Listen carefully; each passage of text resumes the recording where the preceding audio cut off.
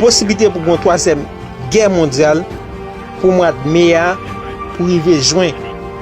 Dans 2 mois ça a possibilité pour guerre mondiale commencer. Mes amis, m'gal faut attendre un docteur américain qui prouvait que virus là c'est États-Unis sorti. C'est une façon de créer pour détruire, pour faire un génocide.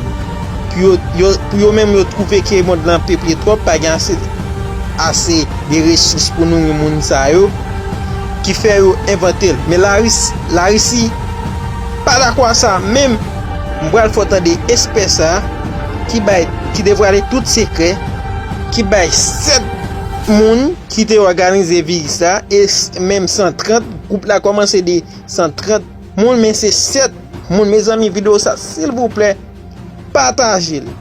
Il faut tant d'experts qui expliquent, qui bail toute information. C'est un docteur pour le moment. Docteur ça obligé de prendre exil li à l'habiter dans la forêt Panama. Mes amis, m'a invité tendez.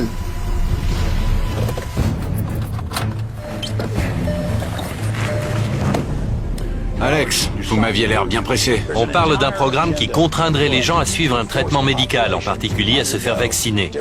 C'est une sorte de dictature médicale qui serait mise en place, pas seulement aux États-Unis, mais dans le monde entier sous l'égide de l'ONU et de l'OMS.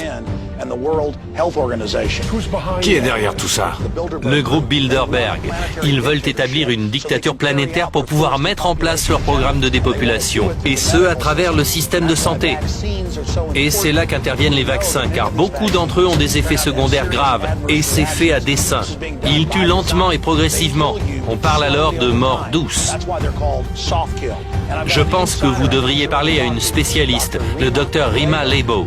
Elle ne vit pas aux États-Unis, elle craint la réaction de la police et de l'État. Mais bon, peut-être que pour vous, elle est médecin, elle a déjà soigné des pointures du gouvernement. Elle sait tout ce qui se passe en interne.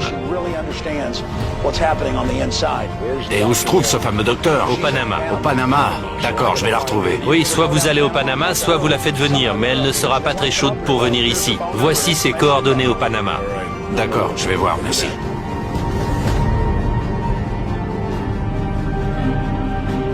En quelques jours, rendez-vous est pris. Le médecin exilé accepte de rencontrer le gouverneur dans un petit aérodrome du Midwest pour une brève entrevue.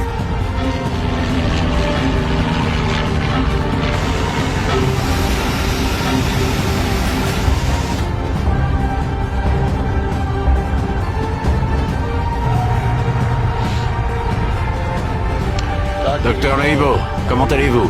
Bien. Gouverneur Jesse Ventura, merci d'être venu. Vous avez quitté le territoire américain. Oui, tout à fait. Pourquoi? Je ne me sens pas en sécurité aux États-Unis. C'est vrai? Vous voulez qu'on s'assoie pour discuter? Non, je ne préfère pas. Vous préférez rester là au cas où vous devriez partir vite? Dès que nous en aurons fini, Vous partirez. je quitterai le pays. Pourquoi?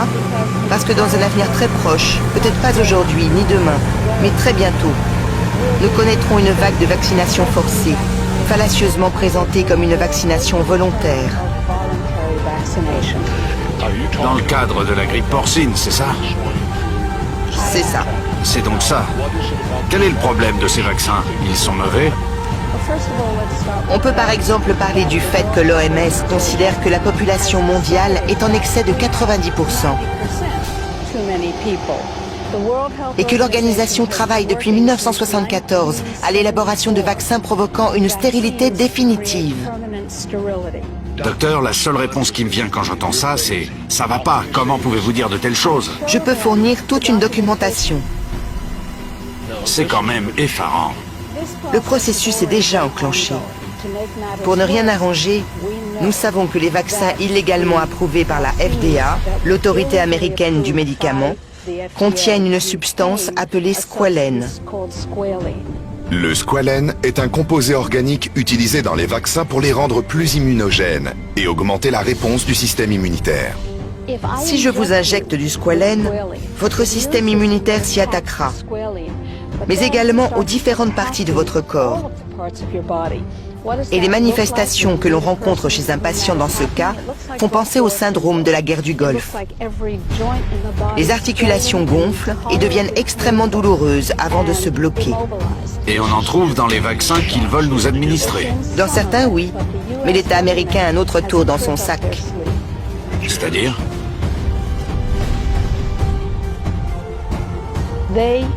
Ils veulent provoquer une pandémie en utilisant le vaccin à vaporisation nasale, qui est un virus vivant atténué. Ce qui veut dire que si je me fais vacciner, je peux vous contaminer. Vous contracterez la grippe et tout votre entourage aussi.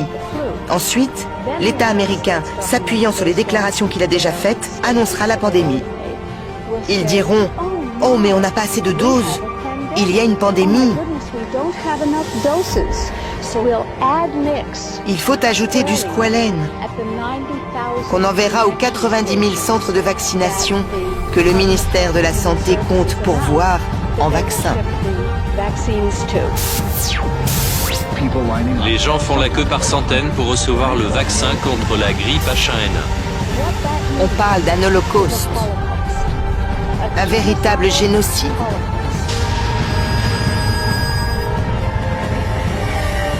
Ça veut dire que les hommes et les femmes vont tomber malades et mourir, et les seuls survivants seront infertiles. Mais si les gens commencent à mourir en masse suite à ces injections, ça ne va pas créer une rébellion, une révolte, un soulèvement du peuple?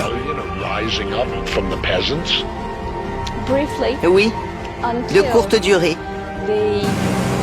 Le temps que les 420 000 militaires se déploient. Si vous vous rappelez bien, le Northern Command a été créé récemment pour, entre autres, reloger la population en cas de mouvements sociaux ou de pandémie.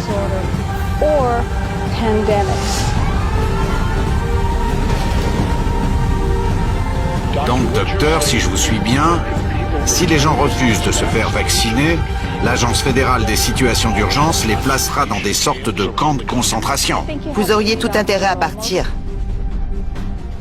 Comment pouvez-vous dire de telles choses? Je vais vous raconter une anecdote. En 2003, je soignais une patiente dans mon centre antidrogue. Elle était haut placée au gouvernement. Un jour, elle m'a dit « Le grand abattage va bientôt commencer. » Le quoi? C'est ce que j'ai répondu. Le quoi? Et elle a répété « Vous savez, le grand abattage, quand on tranche dans le vif. » Je lui ai dit « Mais de quoi vous parlez ?» Et elle a ajouté « Les parasites vont bientôt être sacrifiés. Ces gens qui consomment nos ressources naturelles non renouvelables. » Je lui ai demandé « Qui sont les décisionnaires ?» Les élus. Elle a dit « Nous, l'élite. » Vous ne pouvez pas me révéler l'identité de cette personne. Vous êtes tenu en tant que médecin Exactement. au secret professionnel. Mais cette personne était-elle membre du groupe Bilderberg? Ce n'est pas la reine Béatrix, ce n'est pas la reine d'Angleterre, ce n'est pas Henry Kissinger. Mais elle m'a clairement dit qu'elle faisait partie de cette élite puissante. Et elle était chef d'État. Sachant qu'on parle beaucoup du groupe Bilderberg, je lui ai demandé qui était derrière tout ça. Et elle m'a répondu « Vous avez entendu parler des Bilderberg, je suppose ?» Je lui ai dit « Ce sont eux les responsables ?» Elle m'a dit non.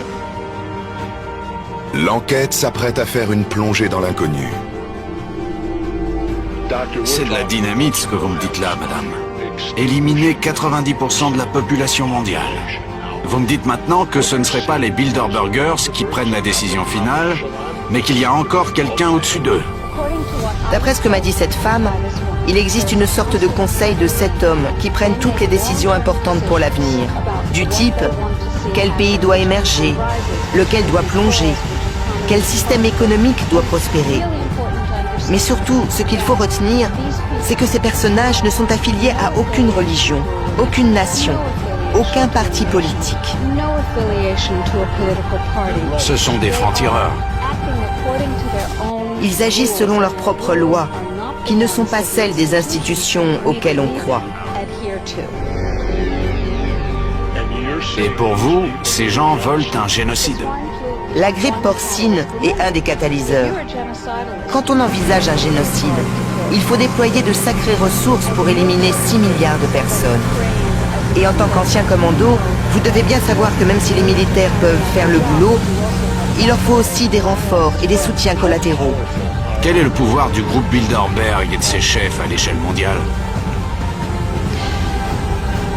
Moindre que le nôtre, si on s'unit. Chaque fois que le peuple fait entendre sa voix, il recule. Mais le problème, c'est qu'ils ne tiennent pas à ce que l'on sache. Ils ne veulent pas qu'on soit conscient de notre pouvoir. Sa mission accomplie, le docteur Leibo repart se cacher dans les montagnes panaméennes. Son message est clair. C'est à nous tous désormais de décider ce qu'on en fait. Mes amis, j'en zot gade lan, j'en zot tande lan, c'est comme ça bagay yo, mes amis. C'est comme ça bagay, monde lan chavire. Partagez, whatever pays ou nan moun nan, partagez vidéo ça. Bon, son vidéo m'da avec faire 1 million views pour tout le monde connaît le net.